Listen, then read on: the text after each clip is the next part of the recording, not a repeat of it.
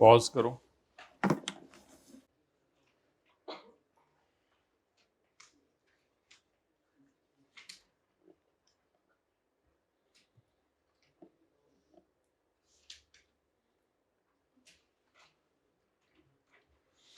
अच्छा भाई, बहुत ही मादरत के साथ एक और सवाल है जो बुक के अंदर ही होगा, जो मैंने नोट्स अपलोड किए हैं और जो आपको दिए हैं उसमें भी ये नहीं है पेज नंबर 9 के ऊपर। ये भी आप तस्वीर खींच लें और इसका सोल्यूशन तो हम खुद ही बनाएंगे, सोल्यूशन रजिस्टर पे बनाएं तो इंशाल्लाह अब से ऑनवर्ड्स ये मसला नहीं होगा। फिर परसों आपको नया चैप्टर देंगे, वो तो सारा बुक वाला ही होगा, क्योंकि बुक आज प्रिंटिंग में चली जानी है तो पेज नंबर भी उसके अवेलेबल होंगे।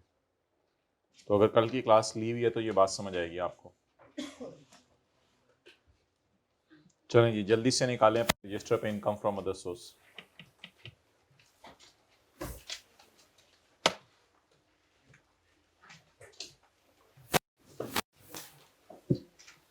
कल तक का जो पड़ा हुआ है उसकी बेस पे।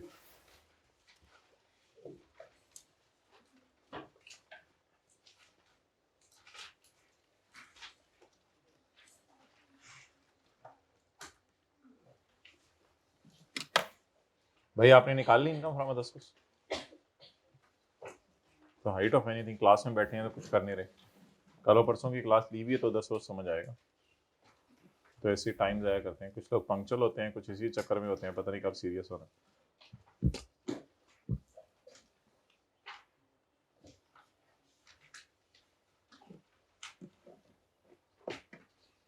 जी क्या जवाब आया? Total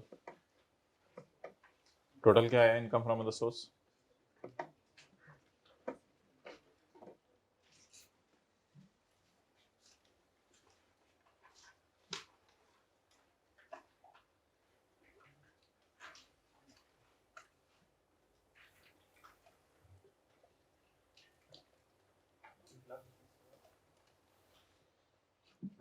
College principal visited a furniture shop and paid rupees 30,000 as an advance for buying a table.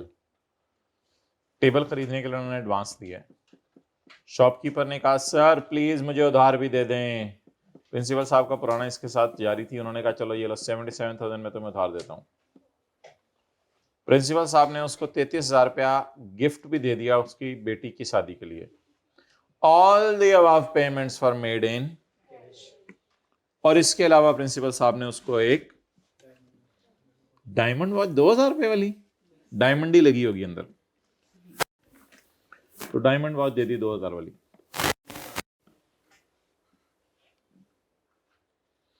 Okay, जो एडवांस कल हमने पढ़ा था,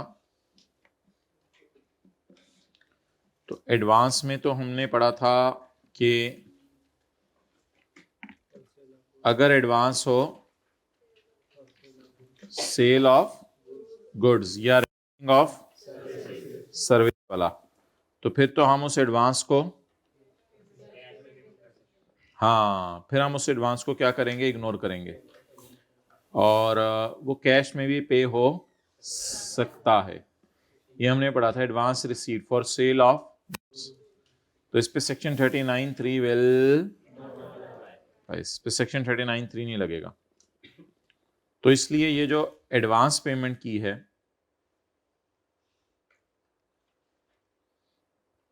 इस पे तो ये सेक्शन नहीं लगेगा।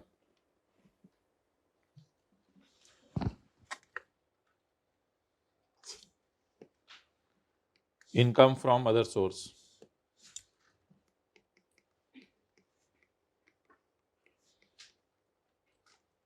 किसकी इनकम फ्रॉम अदर सोर्स निकाल रहे हैं? शॉपकीपर की। एडवांस रिसीव्ड 30,000, 9, ये इनकम में नहीं डालना, क्योंकि हमने पढ़ा था अगर एडवांस हो फॉर सेल ऑफ गुड्स तो वो कैश में रिसीव किया। The shopkeeper requested a loan, और वो प्रिंसिपल साहब ने कैश में दे दिया। तो जब शॉपकीपर ने लोन की रिक्वेस्ट की तो लोन के बारे में हमने पढ़ा था loan is not chargeable to tax if receive from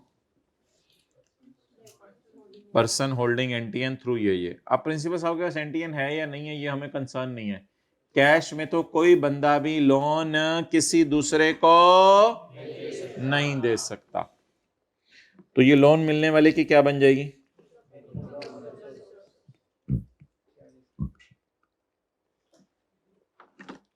principal साहब also gifted him 33,000 for daughter marriage. अब प्रिंसिपल साहब ने उसको गिफ्ट दिया है, इन कैश या इन काइंड? In cash.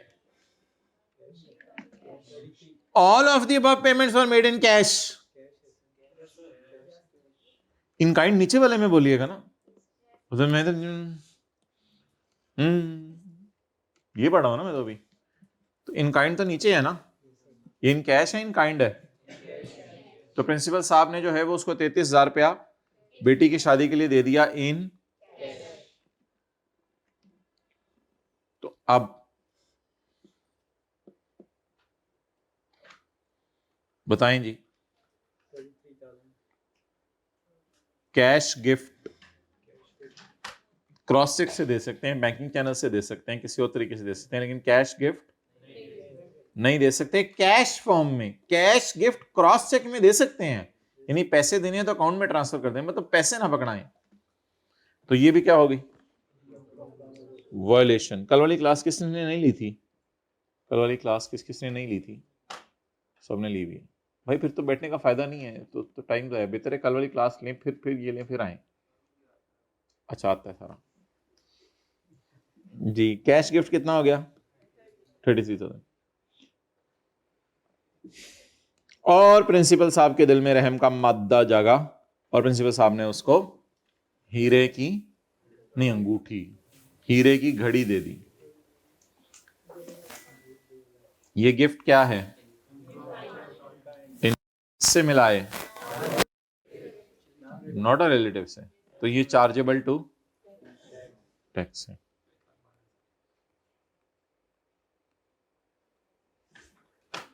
और साड़ी घड़ी किथे लै गए तुसी?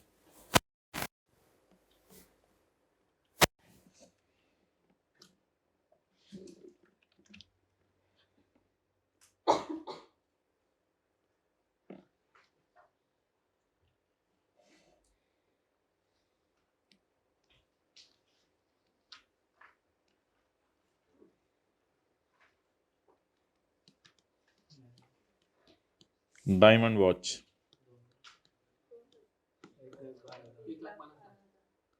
1,00,000। हेलो,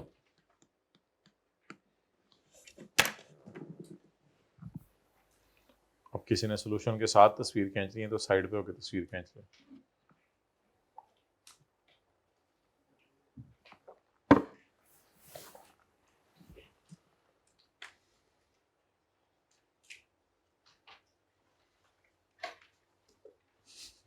किधर किधर खोए हुए हो? क्लास हो रही है, गेमा खेल रहा तू। ओके,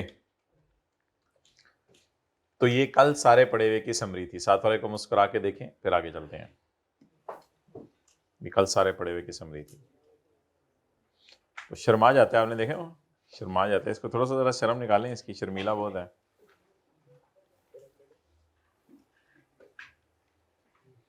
तशरीफ ले आए भाई।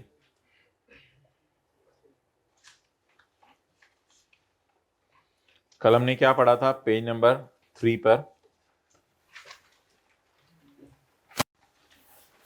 Any amount received as loan, advance और deposit for issuance of share और गिफ्ट। किसी के पास नोट्स नहीं है तो हाथ खड़े कर दें, नोट्स ला दें भाई इनको। बाय अ पर्सन, जो भी एक बंदा रिसीव करे, from another person, otherwise then by, हाथ खड़ा रखें, otherwise then by cross cheque, cross cheque से इसके अलावा, तो फिर ये किस में चला जाएगा? इनकम फ्रॉम अदर सोर्स के अंदर चला जाएगा।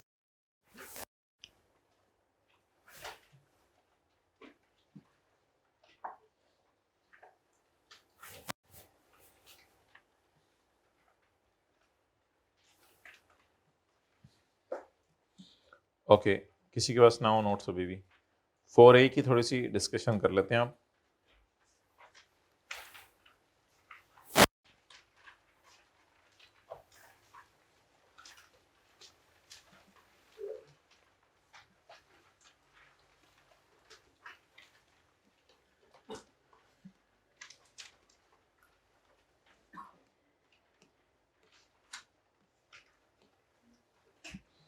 क्या चक्कर है भाई?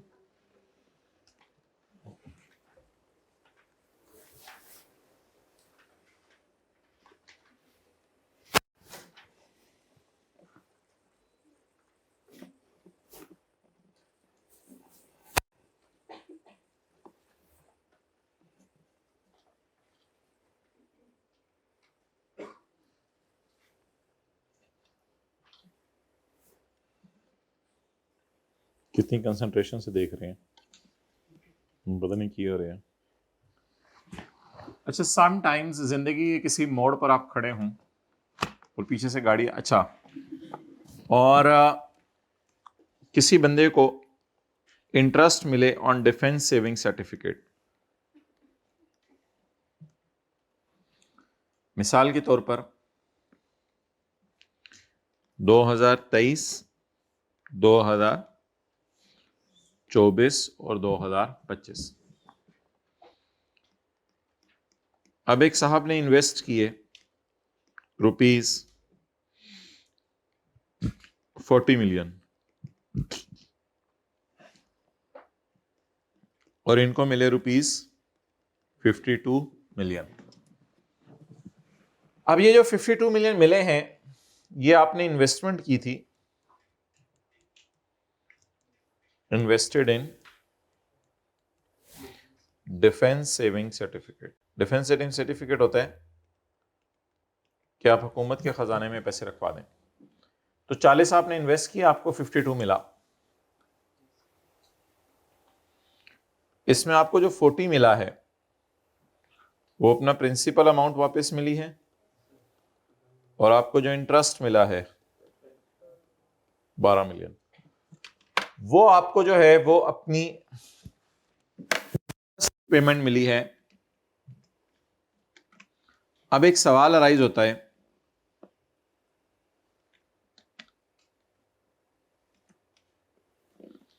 कि ये जो 12 मिलियन इसको मिला है, इस 12 मिलियन पर तो टैक्स लगेगा 45% वाले रेट, क्योंकि 12 मिलियन बहुत हैवी फिगर है। लेकिन अगर ये चाहे तो इसके पास एक ऑप्शन अवेलेबल है, क्योंकि 12 million is greater than 56 lakh, तो इस पे 45% लगेगा, उल्टा इस पे सर चार्ज भी लगेगा, 10% वाला सर चार्ज भी लगेगा।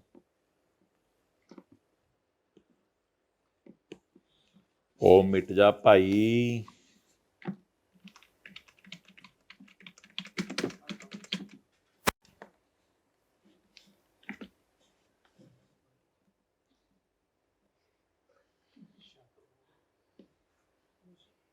हम तो इधर नहीं थे, हम तो कहीं और थे।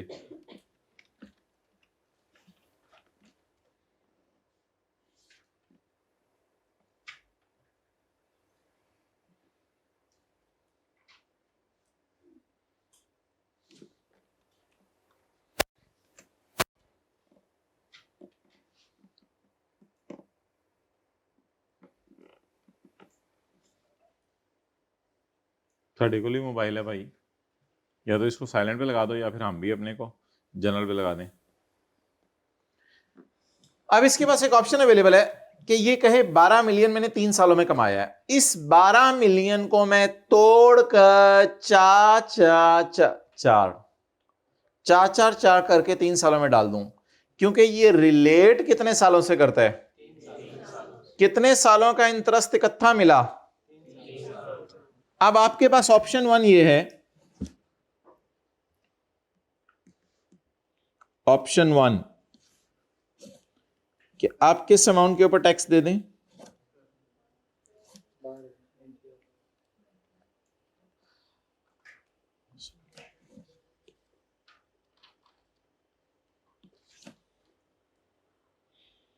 जनरल रूल ये है, जनरल रूल कि 12 मिलियन किस साल की इनकम बन जाएगी? 2025 की। और ऑप्शन आपके पास ये है कि आप च च चार चार चार को आप 3 सालों में स्प्लिट कर दें। अगर आप चा को 3 सालों में स्प्लिट करेंगे तो इससे क्या फायदा होगा? इससे ये फायदा होगा कि आपका टैक्स रेट क्या हो जाएगा? कम हो जाएगा। 2023, फिर ये वाला 4 2024, फिर ये वाला 4 2025, या फिर 12 को किस साल डाल दें? 2025 में। तो जनरल रूल क्या है? 12 मिलियन को 2025 में डाल दें। रिलैक्सेशन क्या है? इसको तोड़ के 3, जब तोड़ के डालेंगे तो फिर 4 मिलियन के ऊपर रेट तो सिर्फ 40% लगेगा। That would be a relaxation. Okay, note it down on साथ वाले का मत्था। भाई इसको नोट कर लें। नोट इट डाउन का मतलब नहीं आता किसी के साथ बैठे हैं उसके मत्थे पे नोट करें।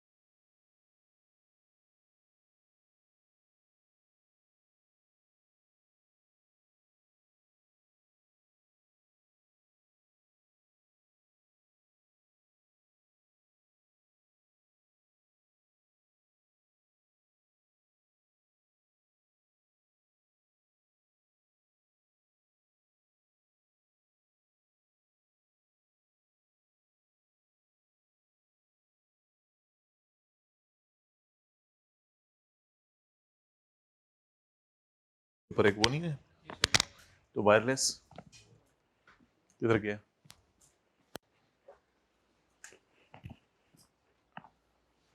तो जनरल रूल के 12 मिलियन को कहां डाल दें? 2025 में। और रिलैक्सेशन क्या है? 12 मिलियन को क्या करें? स्प्लिट करें। कितने सालों में? नहीं नहीं, 3 सालों में नहीं, जितने साल से इन्वेस्टमेंट हुई हुई है। 6 साल से हुई है, 6 साल में स्प्लिट कर दें। 4 साल से इन्वेस्टमेंट हुई है, 4 साल में स्प्लिट कर दें। 2 साल से हुई है, 2 साल में कर दें। आप मुझे बताएं कि एरियर मिला कितना है? एरियर सारा इकट्ठा 12 मिलियन, पिछले सारे सालों का इकट्ठा मिल गया है। असूली तौर पे हर साल मिल सकता था, लेकिन मिले अलग अलग करके।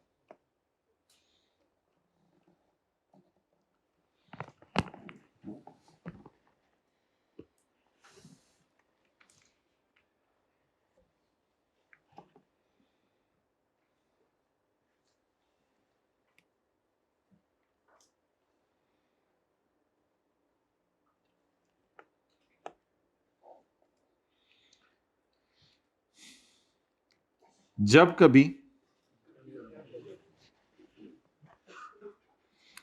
इंटरेस्ट मिले जब आपने इन्वेस्टमेंट की हो डिफेंस सेविंग सर्टिफिकेट में, और ये इंटरेस्ट मिले पुराना सारा इकट्ठा, is paid to a person in arrears, arrears में मिला, सारा इकट्ठा मिला, एंड एज अ रिजल्ट, और उसकी वजह से दबंदा, कौन? दबंदा, दबंदा is charged at high rate, दबंदा इज चार्ज एट, थोड़ा सा और हाई, हाई हाई क्यों बोल रहे हैं? High high high, and as a result of this the banda is charged at high rate.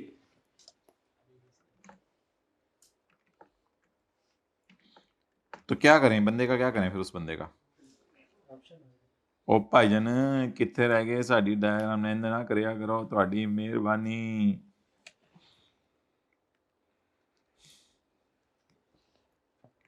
जब कभी जिंदगी के किसी मोड़ पर आपको इंटरेस्ट मिले जो आपने इन्वेस्टमेंट की हुई है नेशनल सेविंग सर्टिफिकेट में या डिफेंस सेविंग सर्टिफिकेट में, और ये सारा इंटरेस्ट पुराना सारा इकट्ठा मिल जाए, और इसकी वजह से बंदे को लगे कि उसके ऊपर हाई रेट लग रहा है, जो लगता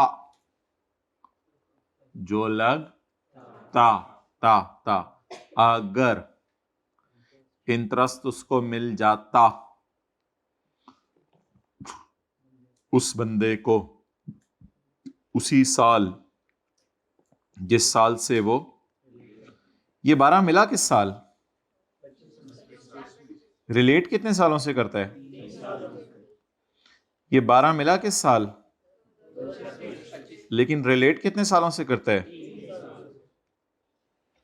ओए साडी डायग्राम ले गए तुसी, ਤੁਹਾਡੀ मेर, अच्छा जी। अब बहुत बड़ी रिलैक्सेशन आने लगी है मोहतरम, बहुत बड़ी रिलैक्सेशन आने लगी है, रिलैक्सेशन है दबंदा में, दबंदा में, by notice in writing to commissioner, commissioner को नोटिस देकर राइटिंग में। अच्छा, कमिश्नर को आपने एप्लीकेशन नहीं देनी, कमिश्नर एफबीआर में बैठा होता है, एप्लीकेशन का मतलब होता है हो सकता है वो एक्सेप्ट करे या रिजेक्ट करे। जैसे पुराना जमाना होता था, अम्मी अबू कहते थे बेटा पूछ के जाना, आजकल ऐसे ऐसे बच्चे आ गए हैं मार्केट में, अम्मी अबू कह रहे होते हैं बेटा बता के चले जाया करो, चलो पूछो ना अभी, ये बता दो जरा किधर जा रहे हो। ऐसे हालात आपके इलाके में तो नहीं है ना, अल्हम्दुलिल्लाह हमारे इलाके में भी नहीं है, हम भी पूछ के जाते हैं। अच्छा, तो एप्लीकेशन और नोटिस में फर्क है। एप्लीकेशन का मतलब ये होता है कि पूछें, जैसे टैक्स क्लियर था नॉर्मल से स्पेशल, होते इजाजत मिले हो सकता है ना मिले, लेकिन इधर इजाजत नहीं लेनी आपने, इधर आपके पास जब ये छूट अवेलेबल है तो फिर बताना है कि मैं ये छूट अवेल कर रहा हूं। लेकिन अगर आपने बताया नहीं कमिश्नर को मैं छूट अवेल कर रहा हूं, तो ये फिर छूट अवेल नहीं कर सकते, क्योंकि फिर ये छूट जाएगी आपसे। तो छूट अवेल करने के लिए, रिलैक्सेशन अवेल करने के लिए, what is the condition, you have to inform the commissioner in writing. The बंदा में by notice in writing to the, choose कर ले, इलेक्ट कर ले, चूज कर ले। The interest to be taxed, the interest to be taxed at the rate that was लगता, that was लगता, अगर इंटरेस्ट was मिलता इन द ईयर, जिस साल से वो लेट कर रहा था, अगर उसमें मिलता तो क्या लगता, तो वो लगा लो, तो वो तातूती क्या है, वो तातूती 40% है। फिर आपके पास एक रिलैक्सेशन अवेलेबल है। अब पढ़ लें 35 दफा 0.4 को, फिर कंपाउंड होगा, फिर वो हर साल का डिफरेंट होगा अगर इस तरह हो रहा है तो। वैसे वो ही होता है, मैंने समझने के लिए सिर्फ इस तरह करवाया।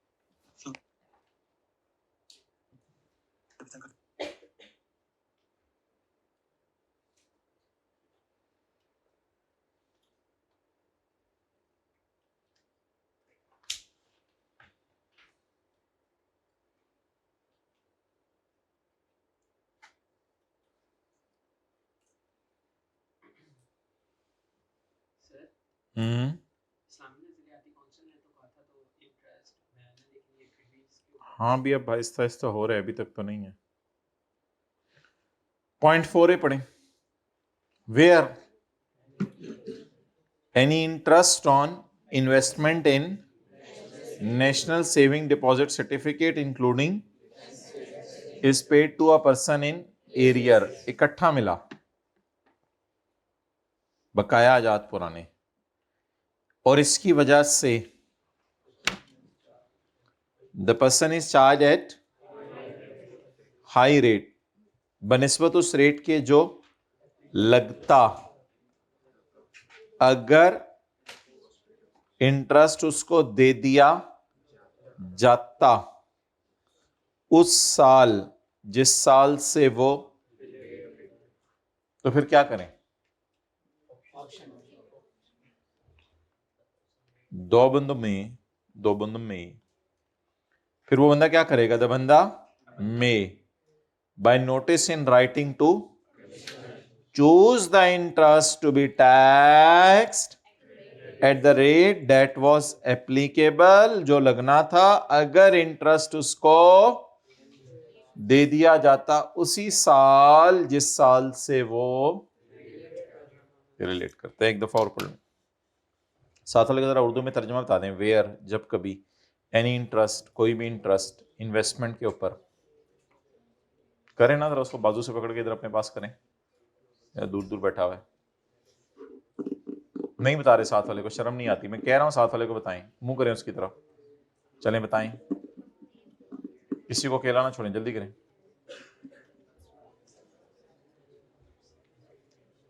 आप बताएं ना उनको, बताएं, मैं तो मजाक कर रहा हूं, बताएं उनको। इधर हो गया, हद होती है भाई, इधर बताओ ना इसको, इसको बताओ पीछे, आप इसको बताओ, उंगली रख के।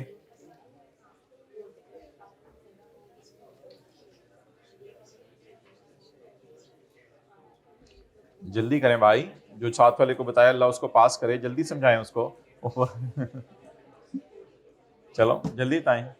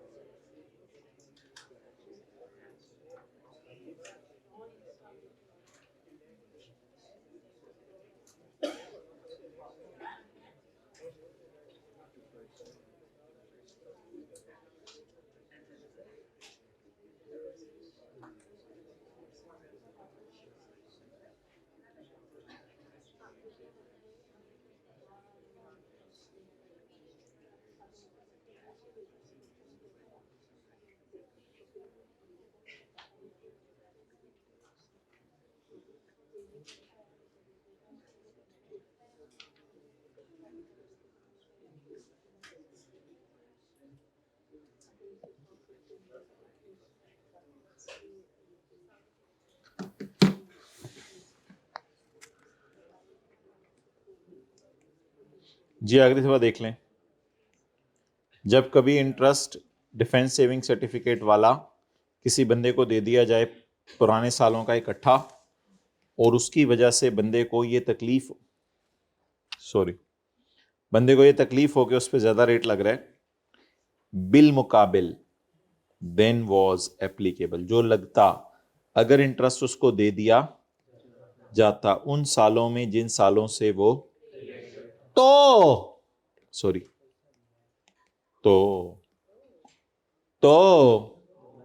द बंदा में, ये कैप मुंह में रख के क्यों बॉल पॉइंट खोलते हो? द बंदा में by notice in writing to elect कर लेगा इंटरेस्ट पे टैक्स लगाना at the rate that was लगता अगर द इंटरेस्ट वाज दे दिया जाता टू द बंदा in the year to which it, जिस साल से वो रिलेट।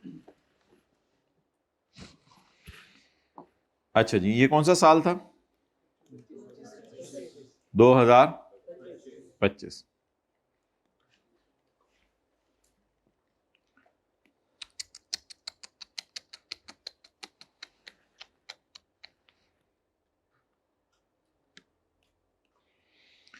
अच्छा मोहतरम, 30 जून 25 की टैक्स कैलकुलेशन आपने गवर्नमेंट को जमा करवानी होती है 30 सितंबर तक।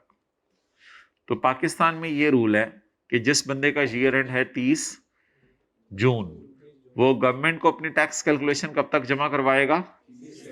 30 सितंबर 25 तक। तो जिस बंदे का भी पाकिस्तान में टैक्स ईयर है 30 जून 25, वो गवर्नमेंट को अपनी टैक्स कैलकुलेशन कब जमा करवाएगा? 30/9/25। अब 30/9/25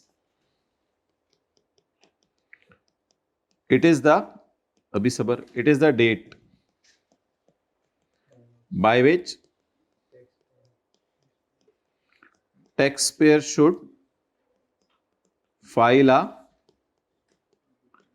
return to FBR। रिटर्न क्या होती है? Tax calculation to FBR। अच्छा अगला फिक्रा जरा पढ़े, क्या लिखा है? shall be made by the, it is also the date। और पहले पढ़ लो, समझ लो, नोट करन that what I'm trying to say, please understand it first, then I will give you the time to write it down। It is also the date by which, it is also the date by which, ये note इनको पहले कर लें, फिर मैं बाद में समझ, पहले समझ लें फिर note. It is also the date by which taxpayer should give notice to commissioner that my uncle, sorry, give notice to commissioner that I want to interest to be taxed at the, that I want second option, that I want interest to be taxed at rate that was applicable if, अगर interest was paid in previous years, अगर interest पिछले सालों में दे दिया जाता है, if the interest was paid in previous years। ठीक है, चलें जब नोट कर लें। कोई लफ्ज़ अगर आपको समझना है तो साथ वाले से ना पूछिएगा, तो उसको भी नहीं समझ रहा होगा।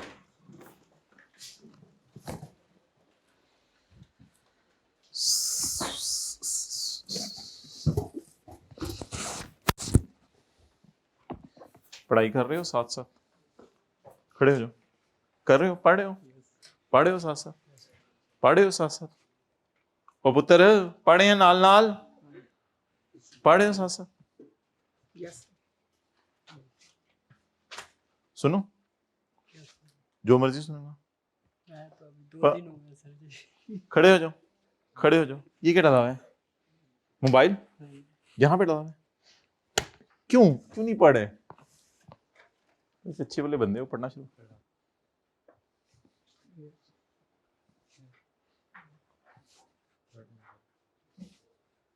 सची सची बताओ।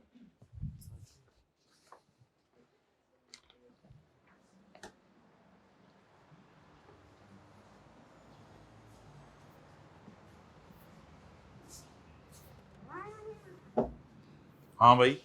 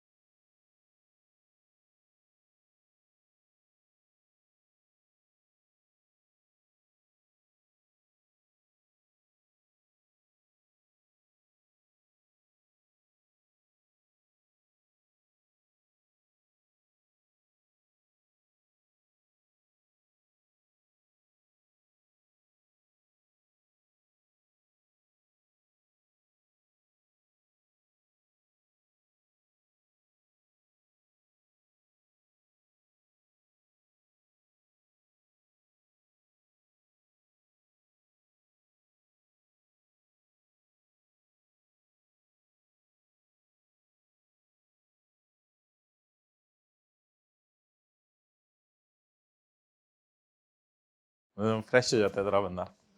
पता नहीं घर में कैसे 10-10 मिनट गुजारते हैं। अब 10 मिनट में एक दफ़ा हाजिरी देनी होती है ना। मोबाइल आपको यूज़ करें, आप मोबाइल को यूज़ करें, मोबाइल यूज़ कर रहे हैं, फुली डेप्रिशिएट कर दिया, आपको इम्पेयर किया अभी, रिकवरेबल अमाउंट। अच्छा, पाकिस्तान में रिवोल्यूशन लॉस, पाकिस्तान में जिस बंदे ने टैक्स कैलकुलेशन जमा करवानी है, क्या वो पानी में छलांग मारता है या 30 सितंबर को गवर्नमेंट के पास जाता है? वो 30 सितंबर को गवर्नमेंट के पास जाता है या 30 सितंबर तक गवर्नमेंट के पास जाता है? तो पाकिस्तान में आमदन के गोशवारे जमा कर, आमदन के गोशवारे को इंग्लिश में कहते हैं ना रिटर्न। रिटर्न वो सफा होता है जिसपे आप क्या जमा करवाते हैं गवर्नमेंट को, टैक्स कैलकुलेशन।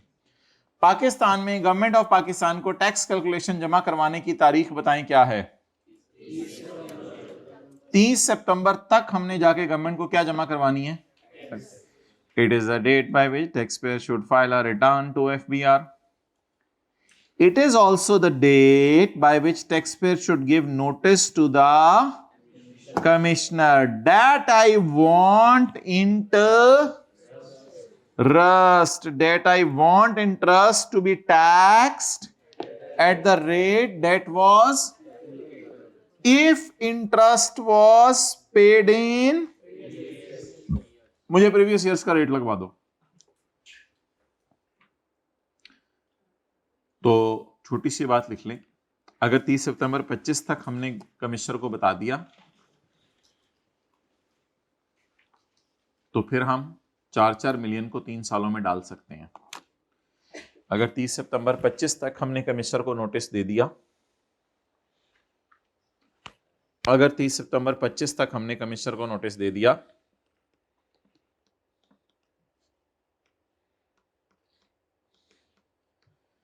हमने कमिश्नर को नोटिस दे दिया, तो हम 4-4 मिलियन को ओ बोले 3 सालों में डाल सकते हैं।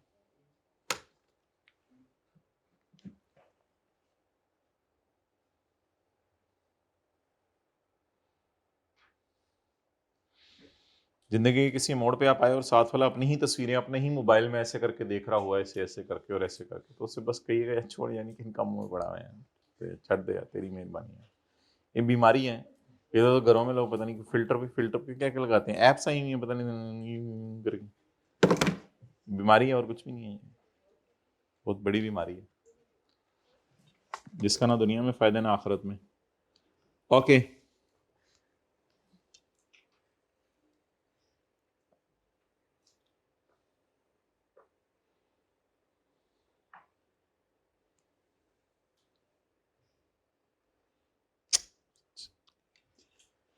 तो इधर ही रही, ठीक है,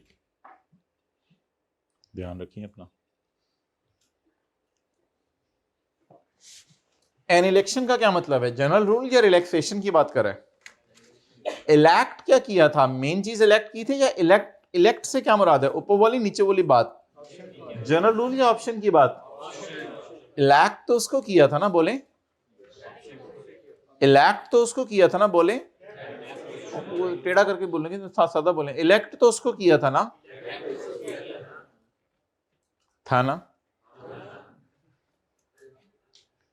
N election as above, election का क्या मतलब है? यानी हमने 12 को 12 को कितना किया था? 4. An election as above shall be made, to elect कर ले, कब तक कर लूं? By the due date for furnishing the return. बताएं जी, due date for furnishing the persons return क्या है? पाकिस्तान में जून के बाद कितने महीने मिलते हैं बंदे को रिटर्न जमा करवाने के लिए? The election as above shall be made by the due date for furnishing the return for the year in which, relax क्यों कर रहे हो? You're in class, नींद नहीं आई रात को, सोया करो बेटा। An election as above shall be made, बोले by the, for furnishing the person's return for the year, किस साल की रिटर्न? और इट क्या है? Interest. In which interest was received.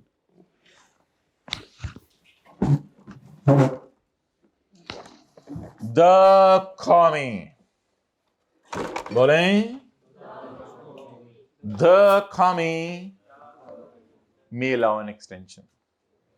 यानी वो क्या इजाजत दे देगा आपको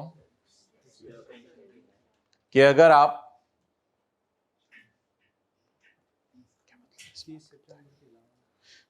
अगर आप 30 सितंबर तक अपनी ये नोटिस मुझे नहीं दे सकते तो बाद में भी आके दे दो। यानी 30 सितंबर से आगे अगर छूट लेनी है तो किससे इजाजत मांगेंगे? कौमी से। अपनी मादरी जुबान में बोलो, बोलो ना। अगर 30 सितंबर तक जो है वो नोटिस नहीं दे सकते तो बाद में भी आके दे सकते हैं, अगर कमिश्नर इजाजत दे दे। जल्दी आओ ना, ये तो नहीं पठान। अगर सर पश्तो भूल गई, थोड़ी थोड़ी याद कर। अम्मी बोलती थी नहीं बचपन में। बोल। 30 सितंबर सॉरी सर, अगर 30 सितंबर तक तुम, चलो छोड़ो परे, अगर 30 सितंबर तक तुम नहीं आ सकते तो मेरे से इजाजत लेके बाद में भी आ जाना। इसकी पश्तो बोलो।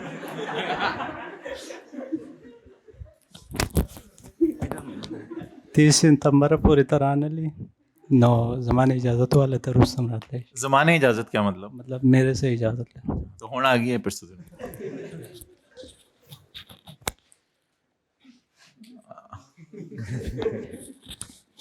कमिश्नर में अलाउ एन एक्सटेंशन का मतलब लिखें, कमिश्नर से इजाजत लेके 30 सितंबर के बाद भी आ सकते हैं।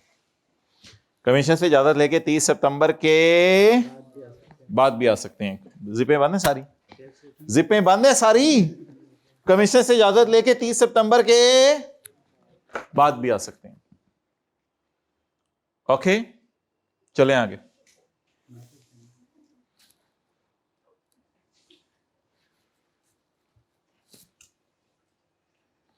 ये आपका हाइलाइटर। ओके, पॉइंट नंबर 5 पढ़ें। This section shall not apply. ये सेक्शन नहीं लगेगा to any income that is chargeable under any head of.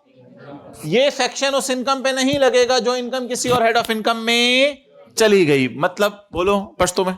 The section करीब आया करना। द सेक्शन बनलेगी कचरता इनकम बल हेड के ऊपर इसका।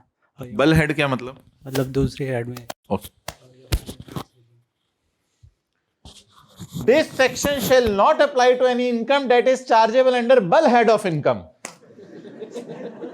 ठीक है, जो इनकम किसी और हेड ऑफ इनकम में चली जाएगी, मतलब जो घर का किराया होगा उस पे कौन सा चैप्टर लगेगा?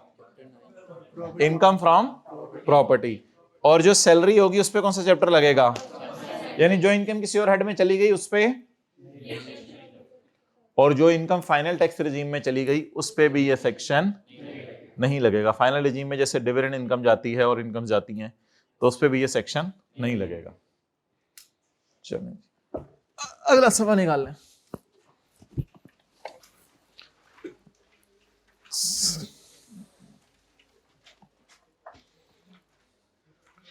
पॉइंट 2 काट दें। हाँ ये नहीं है, काट दें इसको, कैच इट। सेक्शन 40। अब हम पढ़ने लगे हैं कि इनकम फ्रॉम अदर सोर्स के चैप्टर में कौन कौन से खर्चे माइनस करने की इजाजत है। इनकम फ्रॉम अदर सोर्स के चैप्टर में कौन कौन से खर्चे माइनस करने की इजाजत है। इसके लिए बॉल पॉइंट को थोड़ा सा होंठों से दूर रखना पड़ेगा। Deductions in computing income under the head income from other source. Income from other source निकालते हुए कौन कौन से खर्चे माइनस करने की इजाजत है। In computing the income under the head income from, a deduction shall be allowed for any expense paid by the person। जोर किस पे है? any पेज पे। कोई भी खर्चा माइनस करने की इजाजत है। ये सेक्शन 15A जो हमने पढ़ा था प्रॉपर्टी के चैप्टर के अंदर, उसकी तरह ये सेक्शन कंजूस मक्खी चूस नहीं है। वो सेक्शन बहुत कंजूस मक्खी चूस था। वो कहता था ये खर्चा माइनस होगा, ये और ये बस। लेकिन ये सेक्शन कहता है कि कोई भी खर्चा आप कर लो आपको माइनस करने की। तो जोर किस पे है?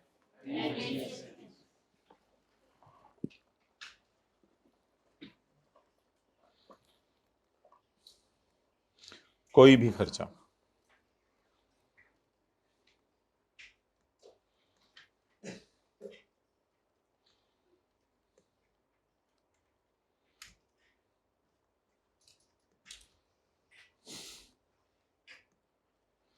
कोई भी खर्चा माइनस करने जाता है, गोभी खर्चा नहीं, कोई भी खर्चा।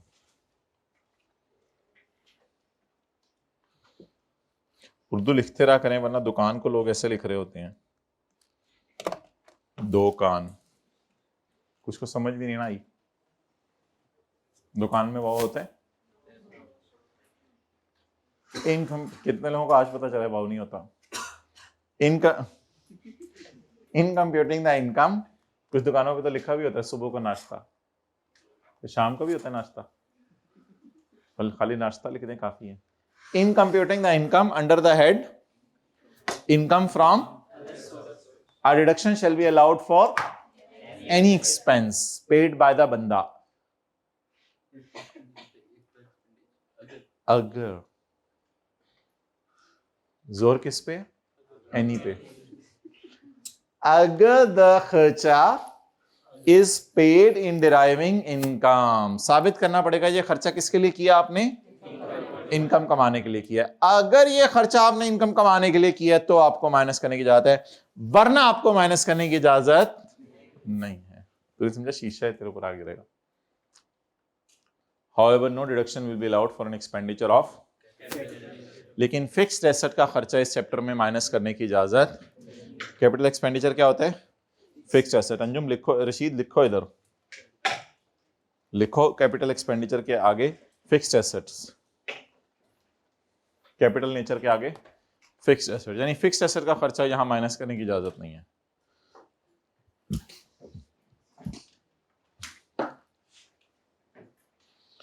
एक्सपेंडिचर कैपिटल नेचर का कब होता है?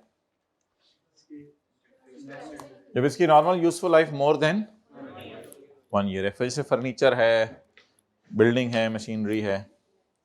तो इस चैप्टर में वो कहता है मैं आपको खर्चे माइनस करने दूंगा, लेकिन अगर खर्चा कैपिटल नेचर का है तो मैं माइनस करने नहीं दूंगा।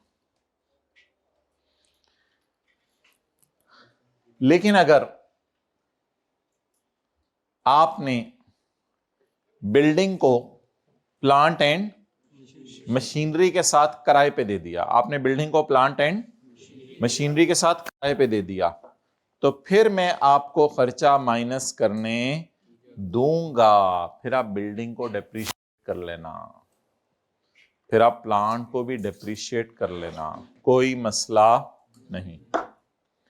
A person receiving income from lease of building together with, अगर कोई बंदा बिल्डिंग को प्लांट एंड मशीनरी के साथ किराए पे दे देना तो फॉलोइंग शैल बी अलाउड।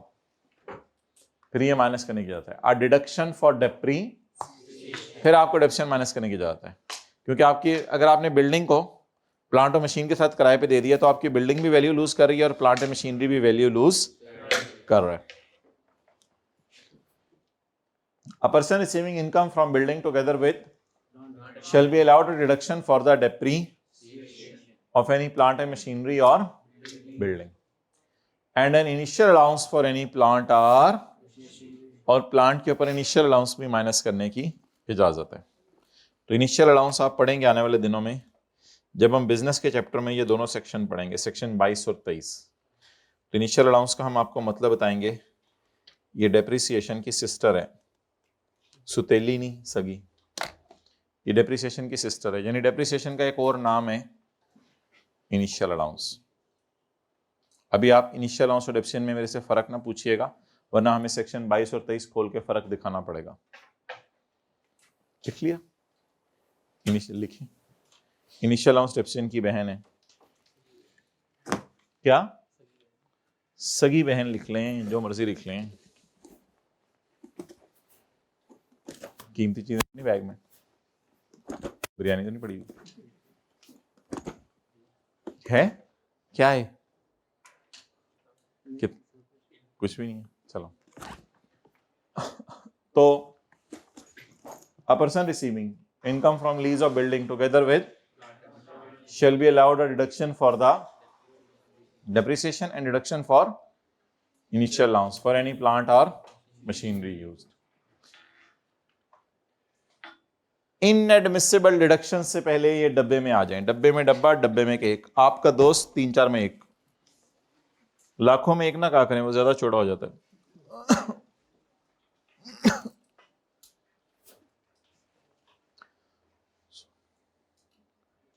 अगर एक बंदा कमा रहा है इनकम फ्रॉम बिजनेस, जैसे हमारे कॉलेज वाले कमा रहे हैं इनकम फ्रॉम बिजनेस, कारोबार कर रहे हैं। अगर कोई बंदा कमा रहा है इनकम फ्रॉम, तो डे टू डे के खर्चे माइनस करने की इजाजत है। जैसे रिपेयर हो गई, सैलरीज हो गई, डे टू डे के खर्चे हैं, ये माइनस करने की इजाजत है। लेकिन कैपिटल एक्सपेंडिचर भी माइनस करने की इजाजत है। यानी अगर कॉलेज वाले बिल्डिंग खरीदते हैं, प्लांट खरीदते हैं, उसको डेप्रिशिएट करेंगे। जनरेटर वगैरह खरीदते हैं, उसको डेप्रिशिएट करेंगे। लेकिन अगर एक बंदा इनकम फ्रॉम अदर सोर्स कमा रहा है, तो उसको डे टू डे के खर्चे तो माइनस करने की इजाजत है, लेकिन उसको डेप्रिसिएशन माइनस करने की इजाजत नहीं है। ये हमने 40 के 1 में पढ़ा है। लेकिन 40 के 3 में रिलैक्सेशन है। अगर आप अदर सोर्स कमा रहे हो 39(1)(f) वाली, अगर आप अदर सोर्स कमा रहे हो 39(1) के F वाली, 39 के 1 के F वाली, यानी बिल्डिंग को आपने किराए पे दिया हो टुगेदर विद प्लांट एंड, अगर आप ये इनकम कमा रहे हो तो फिर आपको डेप्रिसिएशन भी माइनस करने की इजाजत है। फिर आपको डेप्रिसिएशन भी माइनस करने की इजाजत है। अब रूल सुन लें। आप इनमें से कोई भी इनकम कमा रहे हो तो आपको डे टू डे के खर्चे माइनस करने की इजाजत है। आप इनमें से कोई भी इनकम कमा रहे हो तो आपको डे टू डे के खर्चे माइनस करने की, लेकिन अगर आप इनमें से कोई भी इनकम कमा रहे हो तो आपको फिक्स्ड एसेट की डेप्रिसिएशन माइनस करने की इजाजत नहीं है, सिवाय अगर आप बिल्डिंग को प्लांट एंड साथ किराए पे दे दो, तो फिर आपको इसके लिए जो बिल्डिंग और मशीन यूज होती है एज अ फिक्स्ड एसेट, उसकी डेप्रिसिएशन माइनस करने की इजाजत है। लेकिन अगर इनके अलावा आपको इनकम कमा रहे हो, ये वाली अगले वाली इनकम कमा रहे हो, तो आमतौर पे ये इनकम्स हैं ही ऐसी कि इनमें फिक्स एसेट यूज ही नहीं होते नॉर्मली, तो हो भी रहे हो तो उनकी डेप्रिसिएशन माइनस करने की इजाजत नहीं है। क्लियर? तो अब इस डब्बे को देख लें जरा, हार्ट के साथ लगा लें, अपने दिल के साथ।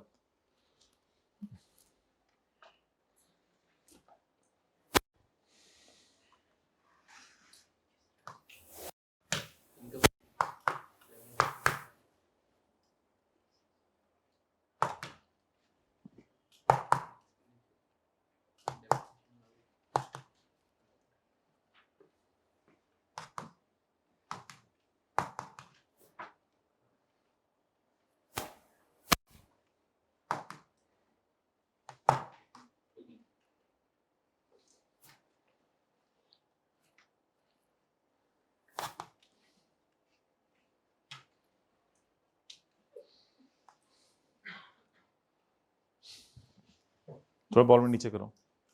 नहीं समझ आई? नहीं समझ में, नहीं समझ, तो फिर ऐसे क्यों कर रहे थे? मैं वो ऊपर वाले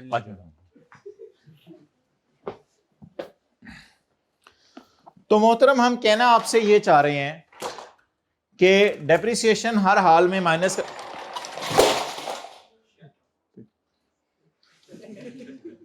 हम कहना आपसे ये चाह रहे हैं कि डेप्रिसिएशन हर हाल में माइनस करने की इजाजत तो थी, लेकिन अगर आप इनकम फ्रॉम अदर सोर्स कमा रहे हैं तो आपको डेप्रिसिएशन माइनस करने की इजाजत, लेकिन अगर आप अदर सोर्स में ये वाली इनकम कमा रहे हैं, नोट करें, बिल्डिंग को प्लांट एंड, तो फिर आपको क्या माइनस करने की जरूरत है? डेप्रिसिएशन माइनस करने की इजाजत है। ओके, डेप्रिसिएशन कैसे कैलकुलेट होगी, रेट्स क्या होंगे, किस तरह कैलकुलेट करेंगे, किस साल कैसे डेप्रिशिएट करेंगे, वक्त आने दें, वक्त सब कुछ बताएगा। अंजुम, समझ आया तुम्हें? कल शो करते तुम। क्या नाम है आपका? नईम भाई। साथ वाले को कहा, शुरू में इसके नाम के साथ बोला करें भाई और आखिर में बोला करें साहब, उसको रिस्पेक्ट दिया करें। साथ वाले को बुलाएं, भाई नईम साहब, बुलाएं इनको, भाई नईम साहब। बहन नजमा साहिबा, रिस्पेक्ट दिया करें उसको। ये जो कहते हैं ना ओए तुम तू, ये डिक्शनरी से खत्म करें अपनी।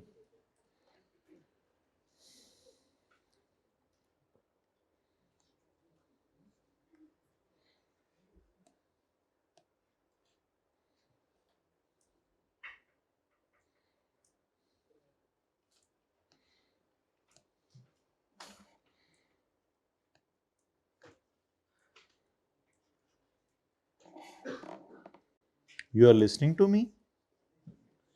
Are you sure you are listening to me?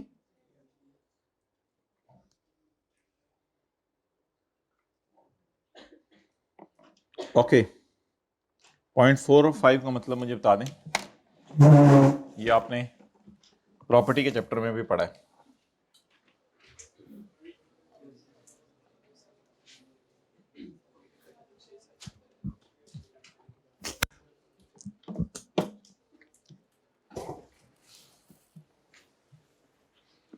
Any expense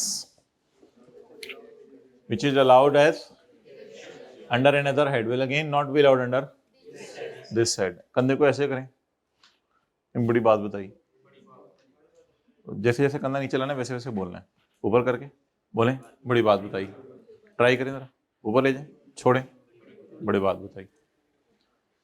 तो जाहिरी सी बात है कि अगर एक खर्चा जो अलाउ हो गया है किसी अदर हेड में, तो वो दोबारा इस हेड में माइनस, यानी अगर आपने अपने प्रॉपर्टी की कोई इंश्योरेंस करवाई तो वो इनकम प्रॉपर्टी में माइनस हो जाएगा, वो दोबारा इधर आके तो माइनस, तो किसी और हेड के खर्चे किसी और हेड में माइनस नहीं होंगे। लिख लें, किसी और हेड के खर्चे यहां माइनस नहीं होंगे, किसी और हेड के खर्चे यहां माइनस नहीं होंगे।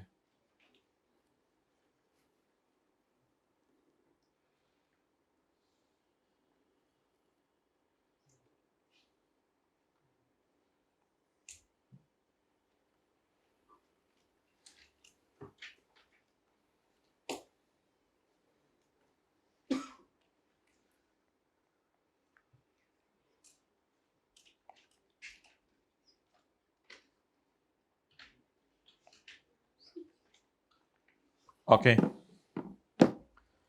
0.5 भी पढ़ा था हमने, इसका मतलब बताएं क्या था? लिखें, उर्दू में लिखें। नहीं, ये बात बड़ी बात नहीं है, ये इंपॉर्टेंट बात है। लिखें, बिजनेस के चैप्टर में बुरे खर्चों की लिस्ट दी हुई है, बिजनेस के चैप्टर में बुरे खर्चों की लिस्ट दी हुई है।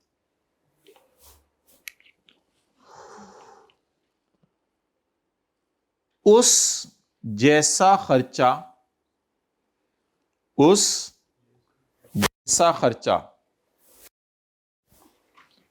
अगर हम अदर सोर्स में कर लें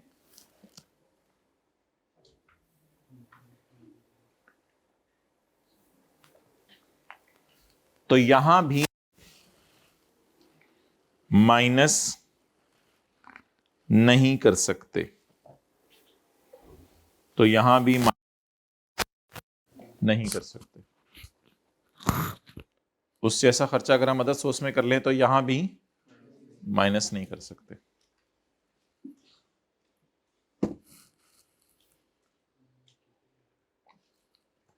Example given, fine to government.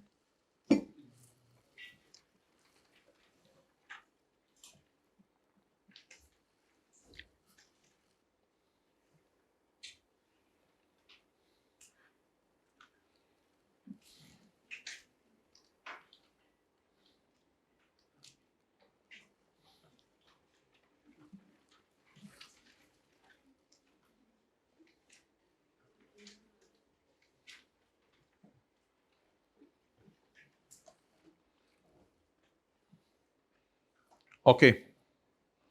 The expenses which are not allowed as deduction under that income from, वो खर्चे जो बिजनेस में माइनस करने की इजाजत नहीं है, will never be allowed as deduction under that income from. अगर उस तरह का खर्चा आपने अदर सोर्स में किया तो भी माइनस करने की इजाजत। मिसाल के तौर पे अदर सोर्स कमाने के लिए आपने गवर्नमेंट को फाइन पे किया तो ये माइनस करने की इजाजत नहीं। क्लियर? ओके, अगले पेज पे आए।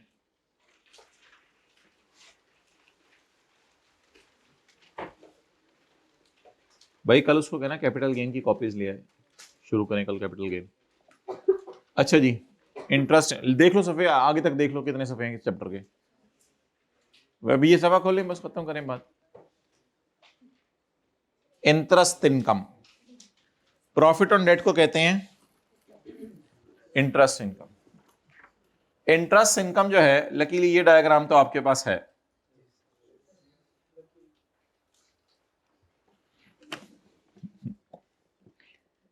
इंटरेस्ट इनकम अगर कभी कोई इंडिविजुअल कमाए या एओपी कमाए, यानी इंडिविजुअल ने इंटरेस्ट कमाया या एओपी ने इंटरेस्ट कमाया फ्रॉम बैंक, यानी बैंक में पैसा उसने रखवाया, बैंक ने उसको इंटरेस्ट दिया, बैंक में 100 रुपया रखवाया, बैंक ने उसको 110 वापस किया।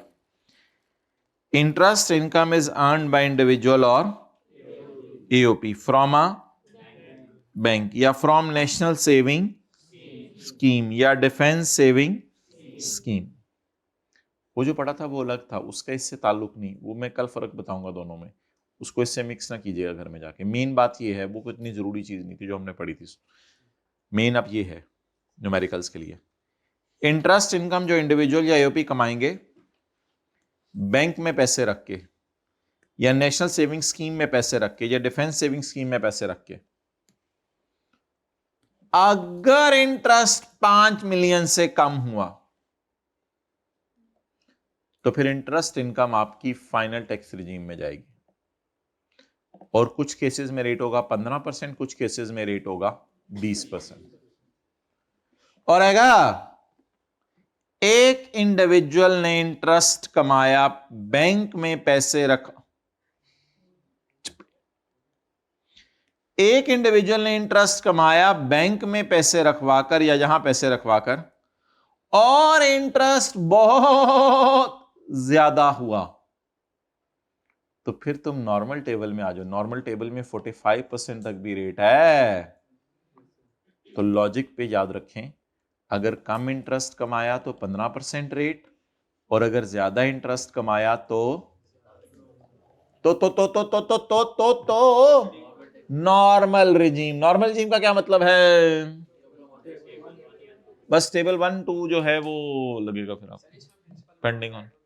नहीं, इसमें प्रिंसिपल अमाउंट शामिल नहीं होगी, ये प्योरली इंटरेस्ट की अमाउंट है। बहरहाल इसके न्यूमेरिकल हमने नहीं करने, क्योंकि आने वाले दिनों में जब हम चैप्टर 18 है हमारी किताब में, तो उसमें डिटेल में इन सब के न्यूमेरिकल्स भी होंगे।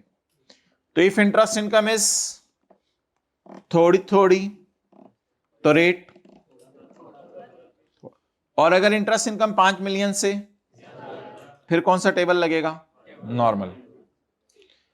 और अगर आपने बैंक से इंटरेस्ट नहीं कमाया, यानी आपने जालिमाना तरीके से किसी दोस्त को लोन देके उससे इंटरेस्ट कमाया, तो फिर तो ये कहां जाएगा? फिर फाइनल। लोन एग्रीमेंट का क्या मतलब है? इन 3 के अलावा किसी से आपने इंटरेस्ट कमाया। तो अगर 3 के अलावा आपने किसी को लोन दिया और इंटरेस्ट कमाया, तो फिर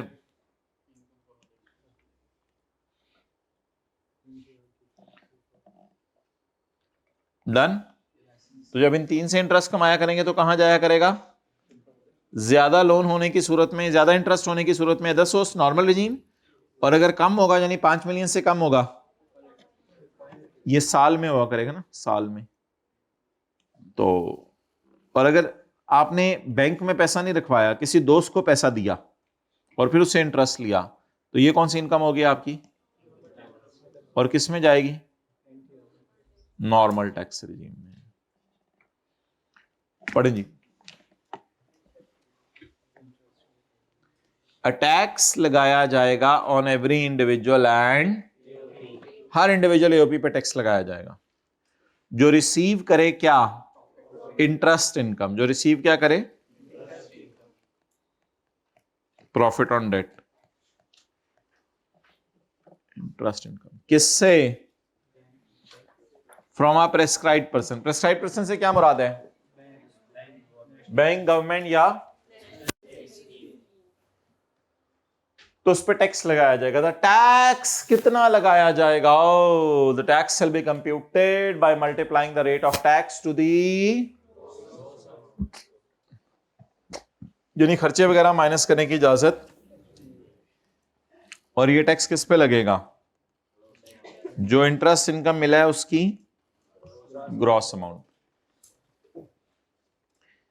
ये सेक्शन नहीं लगेगा टू इंटरेस्ट इनकम जब इंटरेस्ट 5 मिलियन से ज्यादा हो, तो फिर ये सेक्शन नहीं लगेगा, यानी 15 ये रेट नहीं लगेंगे, फिर अलग होगा, फिर वो नॉर्मल रेजिम में हो जाएगा। अगर इंटरेस्ट 5 मिलियन से ज्यादा है तो ये सेक्शन, अच्छा ये सेक्शन ना यहां लग रहा है, असल में ये सेक्शन है, सेक्शन का नंबर क्या है, 7B। सेक्शन जहां लग रहा है, क्योंकि प्रेस्क्राइब रेट होता है अलग रेट वाला ये सेक्शन है, तो यहां ये सेक्शन नहीं लग रहा, 7B नहीं लग रहा। समझ आ गई बात। तो this section shall not apply here.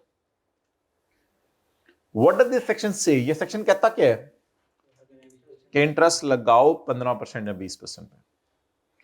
This section does not apply का क्या मतलब है, इधर आ जाओ। This section does not apply का क्या मतलब है, इधर आ जाओ। तो मतलब ये नहीं कि ये सारी चीजें सेक्शन 7B में ही है, ये मैं कहने का मतलब नहीं है। मतलब ये कि ये सेक्शन 7B में है और इन दोनों पर ये सेक्शन नहीं लग रहा, क्योंकि ये किस में जा रहे हैं, नॉर्मल रेजिम में। नॉर्मल रेजिम का मतलब होता है टेबल 1 और 2 वाले रेट लगेंगे।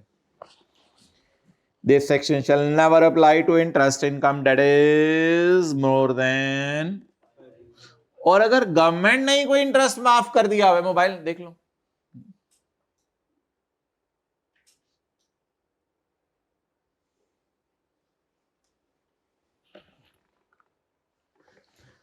अगर गवर्नमेंट ने कोई सिरे से इंटरेस्ट माफ कर दिया है तो उस पर भी ये सेक्शन, वो तो हमने डायग्राम में नहीं बनाया, वो तो सादा सी बात थी। अगर गवर्नमेंट ने कह दिया फलां कंपनी से आपको फलां जगह से, कंपनी बैठ गई, फलां जगह से आपको इंटरेस्ट इनकम मिली, तो वो इंटरेस्ट इनकम माफ है, तो बस फिर वो माफ है, फिर उस पर 15% तो नहीं लगेगा। गवर्नमेंट कभी कभी छूट दे देती होती है, रिलैक्सेशन दे देती होती है, गोडा थल्ले करो, अच्छा ऊपर कर लेने वाला, रिलैक्स होकर बैठो, बस लेट के बेशक क्लास लिया करो, लेकिन लिया करो क्लास। विद होल्डिंग एजेंट होते हैं यानी बैंक वगैरह जो आपका टैक्स काटेंगे, बैंक्स एटसेट्रा, या गवर्नमेंट, अगर आपने डिफेंस सेविंग सर्टिफिकेट में पैसे रखवाए हुए हैं, बैंक से गवर्नमेंट काटती भी है, आपको पता है। वो बोले बैंक भी काटते हैं, बैंक के पास से ध्यान से गुजरा करें, और गवर्नमेंट भी काटती है। क्या काटती है, अच्छा टैक्स का, सॉरी मैं पता नहीं किधर चला गया। विद होल्डिंग एजेंट होते हैं बैंक से गवर्नमेंट, कातो बैंक को और गवर्नमेंट को हुकूमत कह रही है कातो, क्या कातो, ऑन ग्रॉस अमाउंट एट 20%। अगर बैंक 20% काटेगा, और अगर कोई दूसरी इन्वेस्टमेंट है जिसे डिफेंस वगैरह में कहेंगे, तो वो कितने % काटेंगे। मतलब बात का क्या होगा कि अगर किसी बंदे को 1 मिलियन मिलना है तो वो 1 मिलियन मिलेगा, या 1 मिलियन पे बैंक 15% काट के देगा। अगर 1000 रुपया मिलना है तो 1000 रुपया मिलेगा, या 150 काट के मिलेगा, तो कितना बच जाएगा, 850। तो बोले काटने वाले काटेंगे, बोले जरा ऊंची ऊंची घर में जाके बोलना है, काटने वाले काटेंगे, कोई इनको रोक नहीं सकता। और फिर आहिस्ता आवाज में कहना है 15% काटेगा बैंक, वो घर वालों को ना सुनाई दे, वो ऊंची ऊंची बोलना है मल्ले में, काटने वाले काटेंगे। और कुछ, और किसी ने कुछ कहना जाते हुए मुझे पर्ची पर लिख के दे दे। अच्छा, कुछ लोगों का ना फीडबैक होता है, वो ऐसी सेशन के एंड तक रोक के रखा होता है, जो फीडबैक हुआ करे वो जूम मीटिंग में ऑनलाइन वाले दे दिया करें और आप लोग पर्ची पे लिख के दे दिया करें, मैं घर जाके पढ़ लूंगा। If interest income exceed 5 million, if interest income exceed 5 million, अगर इंटरेस्ट इनकम 5 मिलियन से ज्यादा हो, it would be taxable under normal tax regime, under the head income from, फिर ये फाइनल टैक्स रिजीम नहीं होगी अंजाम, फिर ये कौन सी इनकम होगी, इनकम फ्रॉम नॉर्मल तरीके से टैक्स लगेगा। किससे टैक्स लगेगा?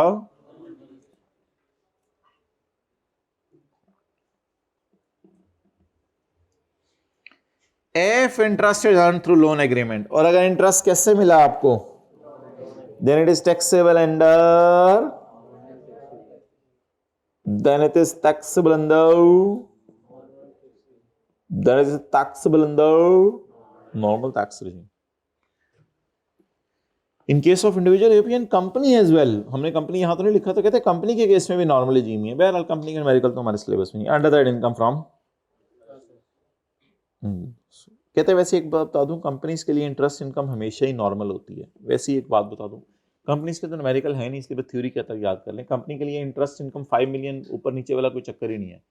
कंपनी अगर इंटरेस्ट इनकम कमाए, कंपनी पीटीसीएल कहीं पैसे रखवा दे कंपनी, तो उसके लिए नॉर्मल रिजीम ही है। ये बहबूद सर्टिफिकेट्स ना गवर्नमेंट कुछ खास लोगों को देती है, इसके लिए फिर इंटरेस्ट रेट है कम से कम 5%। इसके लिए इंटरेस्ट रेट कितना है?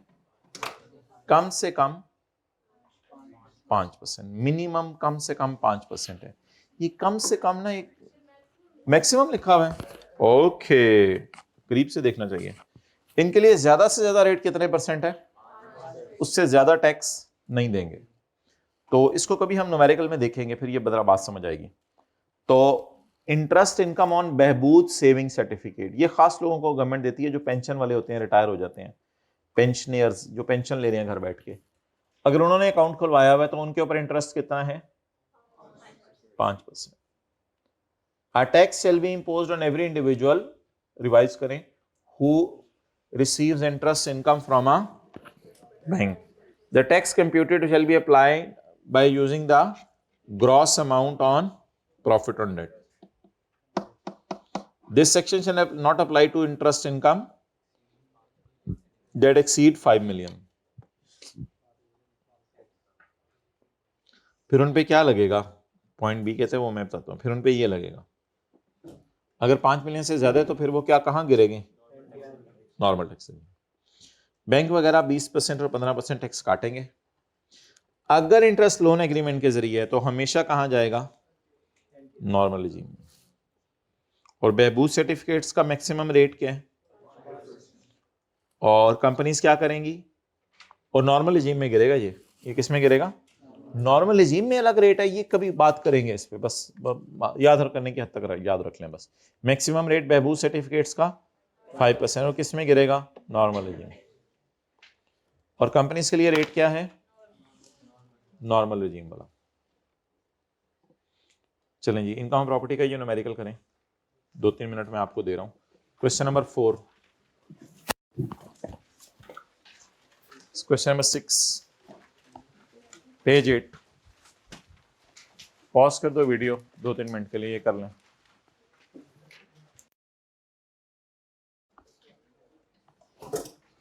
चलो भाई करो शुरू।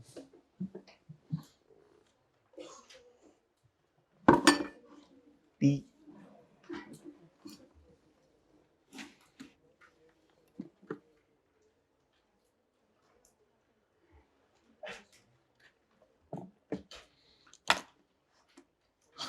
आबासा एसोसिएट्स विच इज, उसने एक बिल्डिंग दे दी है किराए पे, the following information is not available, sorry is available.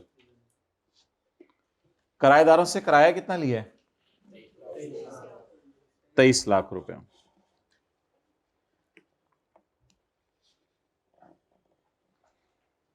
किराएदारों से किराया लिया है 23 लाख रुपए।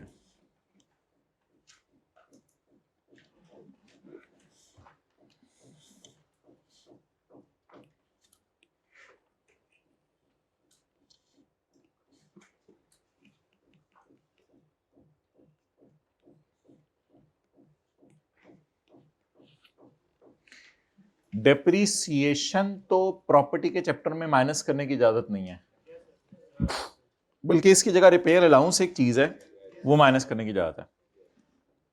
शायद आपको पता हो कि जिस वक्त लास्ट टाइम कायदे आजम, अच्छा सॉरी, शायद आपको पता हो कि हमने पढ़ा है अभी कि डेप्रिसिएशन माइनस करने की इजाजत है, लेकिन बड़ी गिनी चुनी जगहों पे। सेक्शन 15A जो हमने पढ़ा था प्रॉपर्टी के चैप्टर में, उसमें कहीं नहीं लिखा हुआ था कि डेप्रिसिएशन माइनस करने की इजाजत है, बल्कि लिखा हुआ था रिपेयर अलाउंस माइनस करने की इजाजत है, ground rent, insurance, interest on house loan, bad debt, rent collection charges, गिनी चुनी चीजें माइनस करने की इजाजत है। सारी तो माइनस करने की इजाजत भी नहीं है। तो इस बेस के ऊपर याद रखिएगा कभी भी कि डेप्रिसिएशन भी प्रॉपर्टी के चैप्टर में माइनस करने की इजाजत नहीं है। तो करें हाँ। जिंदगी में ऐसे नहीं करना किसी को, कोई बंदा कहीं इधर आओ हाँ। लेकिन ये सवाल है, सवाल के साथ थोड़ा सा करें हाँ। तो जिस फिगर को इग्नोर करना होगा उससे हम क्या कहा करेंगे, थोड़ा सा मूवी लाइन राइट पे हिलाते हैं इसमें हाँ। ये ना हिल जाए ध्यान से। प्रॉपर्टी टैक्स, प्रॉपर्टी टैक्स से खर्चा है, ये माइनस करने की इजाजत है। प्रॉपर्टी टैक्स से नॉर्मल खर्चा। म्यूनिसिपल लोकल गवर्नमेंट टैक्सेस भी माइनस करने की इजाजत है, बस इनकम टैक्स एक ऐसा खर्चा है जो माइनस करने की इजाजत नहीं होती। इनकम टैक्स तो वैसे भी हमने एंड पे निकालना होता है जब सवाल खत्म हो जाए। तो टैक्सेस वगैरह जो आप गवर्नमेंट को पे करें वो माइनस करने की इजाजत है। लेकिन उसने ब्रैकेट में लिखा हुआ है, ये बड़ी भयानक चीज है, आज नई चीज है सवाल में, एग्रीमेंट विद द किराएदार में लिखा हुआ है डेट किराएदार should pay this tax. Agreement में क्या लिखा हुआ है? किराएदार will pay this tax, this tax will not be paid by college वाले ये टैक्स पे नहीं करेंगे, सॉरी वो क्या कहते हैं बिजनेस का ओनर, वो प्रॉपर्टी का ओनर ये टैक्स पे नहीं करेगा, बल्कि कौन पे करेगा? किराएदार पे करेगा। अच्छा आपसे वैसे ही एक एग्जांपल पूछ रहा हूं, आप आ रहे थे कॉलेज में, तो कॉलेज में आते हुए आपको पता चला कि प्रिंसिपल साहब सिक्योरिटी गार्ड को 30,000 रुपया तनख्वाह दे रहे हैं। तो प्रिंसिपल साहब ने अपनी जेब में 30,000 डाला हुआ था, तो इन्होंने एंट्री करनी थी एक्सपेंस डेबिट, कॉलेज का कैश क्रेडिट। ये एंट्री होती है ना, salary expense debit cash credit. आपने प्रिंसिपल साहब को कहा नहीं नहीं नहीं सर, इस महीने मेरी तरफ से सिक्योरिटी गार्ड को तनख्वाह। बात अजीब सी है, लेकिन एब्जॉर्ब करें। आपने कहा सर नहीं नहीं सर हर महीने आप देते हैं, मेरी तरफ से सर इनको सर सर सर बढ़िया हमारे सर सर आप रहने दें, सर आप रहने दें, सर इस महीने तनख्वाह इनको मेरी तरफ से। आप बताएं प्रिंसिपल साहब की जेब से कैश जाएगा? दफ्तर में आके खुश होंगे? ये एंट्री बनेगी, क्या एंट्री बनेगी? एक्सपेंस डेबिट, खुशी क्रेडिट। अगर कॉलेज का खर्चा आप पे कर दें अपनी जेब से, आप आ रहे थे रास्ते में आते हुए आपने एक साबुन खरीद लिया, आपने प्रिंसिपल साहब को कहा सर ये आप लोग खरीदते थे, ये मेरी तरफ से। कॉलेज का खर्चा होना था, खर्चा डेबिट, लेकिन खुशी क्रेडिट। तो जिंदगी में आपने कभी ऐसा देखा नहीं होगा कि कस्टमर बिजनेसमैन के खर्चे बर्दाश्त कर रहे हैं। आप किसी दुकान के ऊपर ग्रोसरी खरीदने जाते हैं, दालें खरीदने जाते हैं, उस दुकान के ऊपर एक बंदा काम करता है, तो आपने ओनर को कहा इस महीने तनख्वाह इसको ना देना, वो मैं दूंगा। तो वो दुकानदार एंट्री करेगा खर्चा डेबिट, खुशी क्रेडिट। तो याद रखिएगा, अगर कभी भी मालिके मकान तो खर्चे पे करता ही है, अगर मालिके मकान की बजाय किराएदार कह दे सर इंश्योरेंस आपके घर की मेरी तरफ से, सर प्रॉपर्टी टैक्स मेरी तरफ से, सर लोन के ऊपर इंटरेस्ट मेरी तरफ से। अगर किराएदार ये कहने लग जाए तो फिर इस अमाउंट को डबल इंपैक्ट होगा, खर्चों में भी जाएगी और इनकम में भी जाएगी। देख लें अगर यकीन नहीं आ रहा तो आज लिखें एक चीज, लिखवा दें। अंजम मत छेड़ा करो हमें। अच्छा लिखे,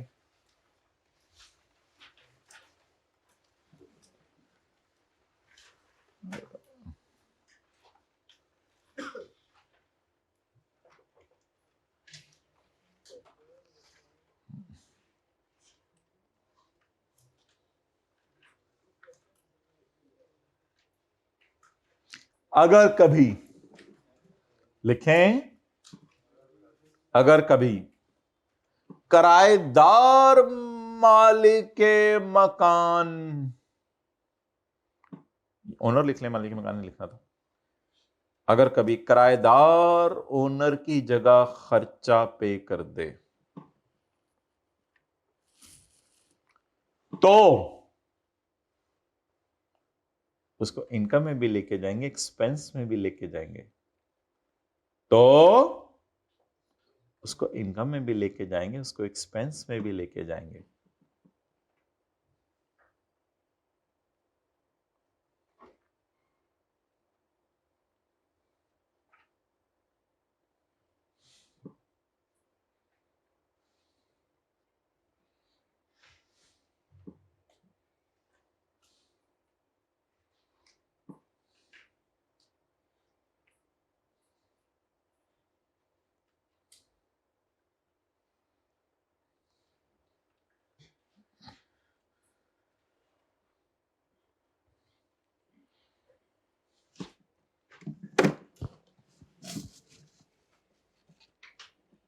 चलें जी, गल्ला नहीं करनी है। प्रॉपर्टी टैक्स तरतीब से चलें। अच्छा वो 23 लाख वो था, फिर 1 लाख ये था। इस 1 लाख में 2 करेक्टरिस्टिक्स हैं।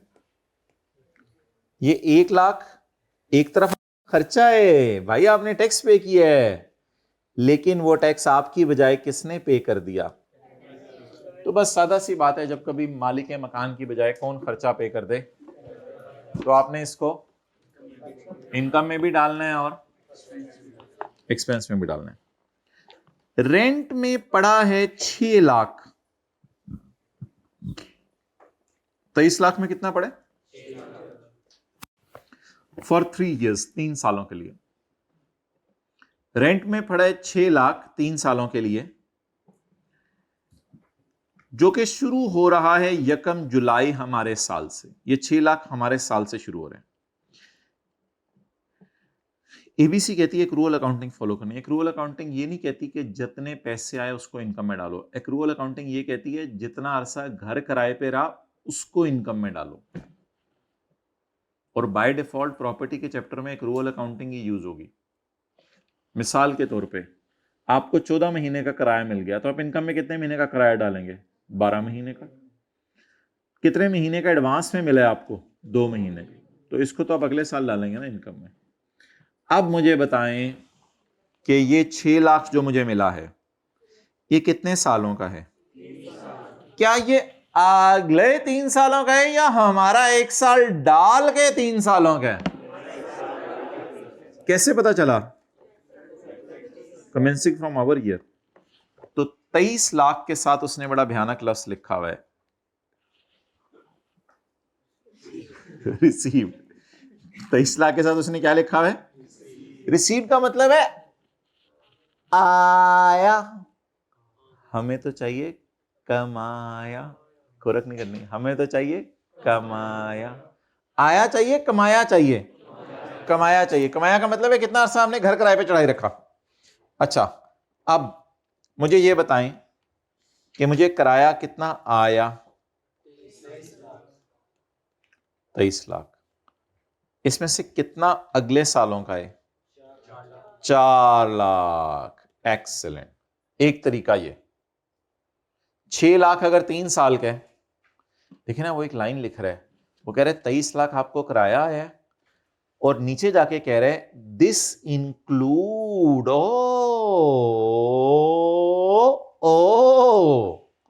दिस इंक्लूड, इसमें पड़ा है 6 लाख। ये 6 लाख कहते हैं 3 सालों का है हमारा साल डाल के, तो हमारे साल का 2 लाख तो पड़ा रहने दें इसमें। और जिसका दिल नहीं चाह रहा इस तरह, तो वो इस तरह कर ले। और 23 लाख में 6 लाख पड़ा है, तू जरा बाहर निकल, को नहीं मार, तू जरा बाहर निकल, अब बोल तू है क्या। उसने कहा मैं 6 लाख हूं, मैं 3 सालों का हूं, तुम्हारे साल और अगले 2 का, चल फिर 2 लाख अंदर आ जा। जो मर्जी आपको पसंद हो वैसे मर्जी कर लें, जैसे समझ आ रहा है। पहले तरीके से समझ आ रहा है, दूसरे से, बल्कि दोनों किस्म की पार्टियां मौजूद हैं, तो जैसे भी आपको समझ आ रहा है। मतलब मैं कहना, मतलब समझ आएंगे, मतलब मैं कहना क्या चाह रहा हूं, मतलब मैं कहना ये चाह रहा हूं कि 23 लाख टोटल रेंट है, उसमें पड़ा है कितने सालों का, 3 सालों का। कितना? पूरा 23 नहीं, 6। उस 6 में से फिर 2 हमारे साल का होगा, तो 4, तो या तो 4 माइनस कर दें, या पूरा 6 निकाल के 2 लाख डाल दें। जवाब बता दें।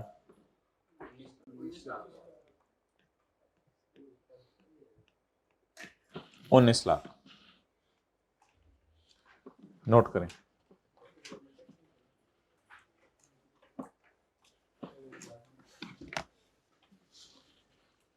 ऐसे कर लें या वैसे कर लें, कान पकड़ने के कितने तरीके हैं? 2। हमारे यहां बहुत ज्यादा है, कभी मौका दें हमें।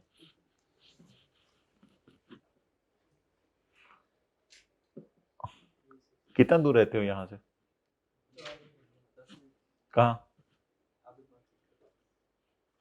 जीएल रोड, कॉलेज और करीब हो गया तुम्हारे। अच्छा, ऐड एक और चीज भी है आज के सवाल में, म्यूनिसिपल टैक्स बोन बाय किराएदार। किराएदार ने बर्दाश्त किया कितना? ये वाला 1 लाख खर्चे की वजह से ऐड किया जा रहा है, जब ब्रैकेट में कुछ लिखा हुआ है इस वजह से ऐड किया जा रहा है? ब्रैकेट में कुछ, ब्रैकेट में जब भी कुछ लिखा होगा तो ये ऐड करेंगे। नहीं, ब्रैकेट में जब ये लिखा होगा कि, तो फिर करेंगे। आज टोटल मारे कैलकुलेटर के बगैर 20 lakh. That's nice guy, what a shot of the day. Okay, 2 million. चलें जी, अब बाकी रिपेयर पूरा अलाउंस माइनस कर लें, लेस रिपेयर अलाउंस। इसका तो 1, इसका 1/5 ले लेना, एट 1/5 ऑफ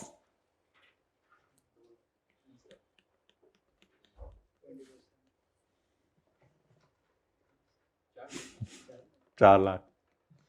भाई दुनिया में इंफॉर्मेशन रखा करें। आजकल के बीफ कितने रुपए किलो है? 3500। भाई तो कितने ज्यादा हो गया। 1300 रुपये भाई कह रहे हैं हमारे इलाके में, 1600 हो गए। यार इनको बताओ भाई, सस्ता कह रहे हैं नहीं मिला। अच्छा, बकरा 1100 जवान में। हाँ, बकरा कितने रुपए किलो? 3000 रुपये भाई, जीनत से लेते हैं 3000 रुपया। और ये जो मुर्गी होती है जो खुद नहीं खड़ी हो पाती, 400। ब्रायलर खा खा के, शॉर्मे खा खा के क्या हाल हुआ है। और जो देसी होती है जरा इससे तगड़ी है, 1-2 साल पली होती है, 1500 रुपये किलो, यानी कि वो बीफ के करीब पहुंची हुई है। चलें ठीक है जी, इन फिगर्स को हम सवाल में यूज नहीं करेंगे, इन फिगर्स को मिटा दें।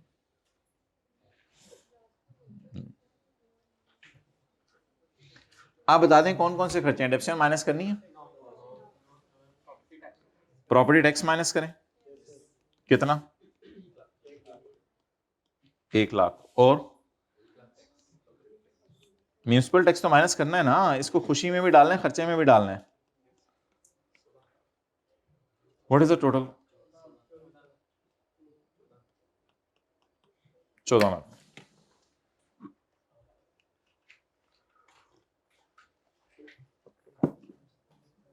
पुत्र की कर रहे हैं? मैं बंद किते हैं, मैं लैपटॉप बंद किते हैं। हाउ डेयर यू टू बंद कर, खोल। Okay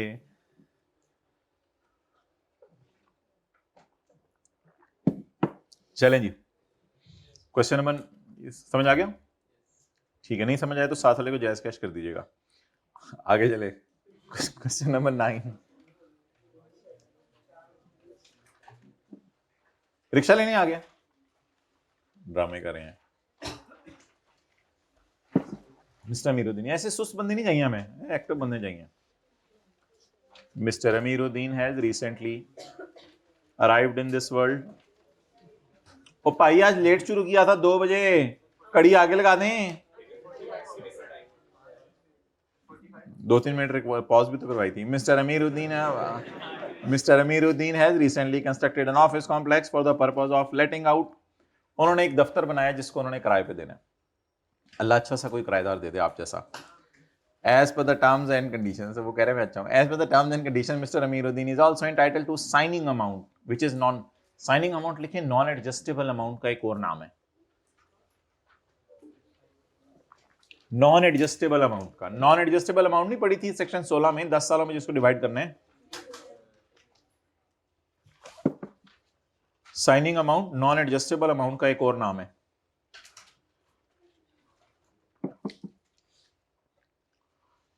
for tax year 20x8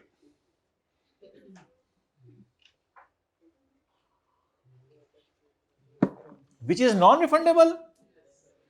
वैसे आमतौर पे तो आपको पता है जो नॉन एडजस्टेबल अमाउंट होती है वो आमतौर पे जब पुराना किराएदार जाता है तो उसको रिफंड हो जाती है ना, लेकिन भयानक ने क्या लिखा है? चलिए अब क्या करें, हम बस 10 से डिवाइड करेंगे बस, कोई मसला नहीं।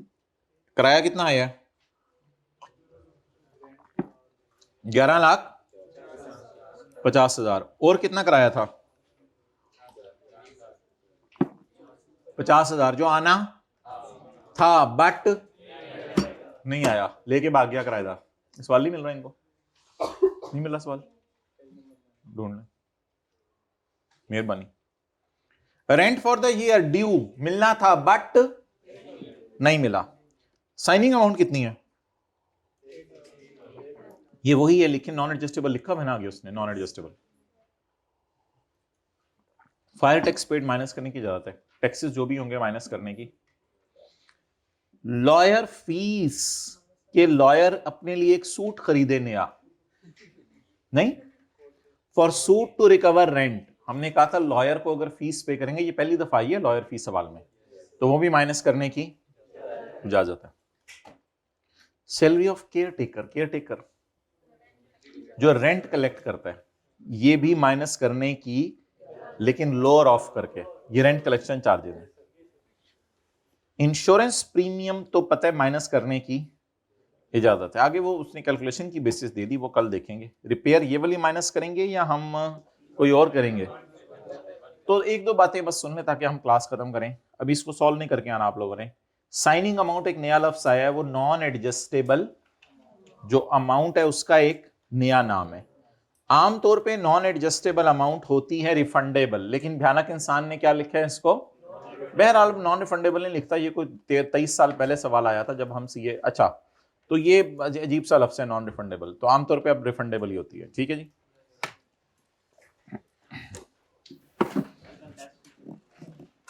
कल टेस्ट तो बता दिया ना किसके? हाँ नहीं 4 और 9 हैं, 11 फिर कर लेंगे। बड़ा तेज है तू, 4 और 9 फिर कर लेंगे, क्लास के बाद मिली जरा 9 फिर कर लेंगे।